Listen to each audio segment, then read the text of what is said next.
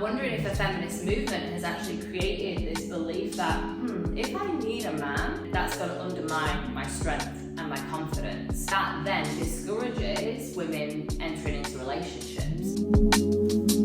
Hello, my loves. I am back, and today I'm going to speak into a really interesting topic, debate, that is single in your 40s by choice or by influence. Because I know so many women land in their 40s, in their midlife, and you've either experienced a really big, painful breakup, a divorce, and now you're doing life on your own again. After a few months or even a couple of years, you find yourself single. And the thing that I want to explore today is that single by your own divine choice, or is it something that's been created through a belief system generated by the feminist movement? Because for the longest time, women have advocated and we've fought really hard for decades for our rights. I think it was only in 1970 that a woman who wasn't single or married could go into a bank and actually open up her own bank account without a man. I mean, how wild is that? There's been a lot of movement and a lot of change in perspective since we've been fighting for our rights, and I'm left wondering if now a woman who's experienced trauma and been through a painful breakup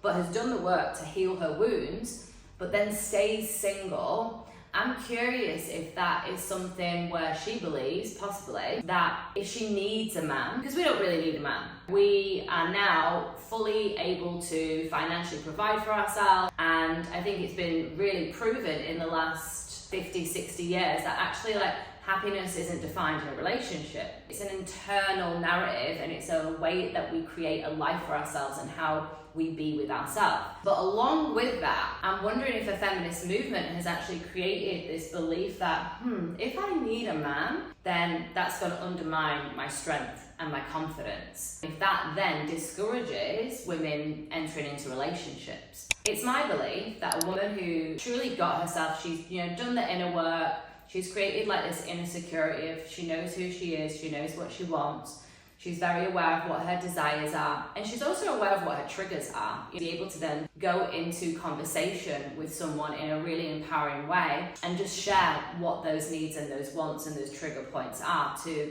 be supported and be held. When a woman does that work, it's my belief that she's always living by her own unique design and not living by default. And the default setting is where we're doing life because of a narrative or a societal belief system of what we think we should be doing. If I live life the way that I see every other woman living life, then that means I'm accepted. That means I belong. That means I'm part of the pack and I'm part of society. But sometimes a woman can strive for that, land in that, and then come to realize wow, this man wasn't really the person for me. He goes against all of my values. And we didn't really have any shared love of the things that we like to do in our life. We have completely different opinions, and though sometimes that can work, a woman lands, it's like, I've chosen this life, I've chosen the marriage, I've chosen the children, I've chosen this career even, and it's like, oh, it's not really landing, I don't feel fulfilled. Then that's a signature to say that that was a default way of living. She chose out of what she thought would make her happy versus what actively was making her happy from a true space, an amplified state. What I mean by that is she was already happy. She was already choosing herself. She was already content. She was already fulfilled. She was already trusting herself. She was already feeling empowered from her single space, from just her divine, unique way of being. She'd met a man already with the foundational work that she designed her life. So she designs the relationship, she designs the man. She chose from a space of feeling in her power versus what she thinks she should be doing to fill the void.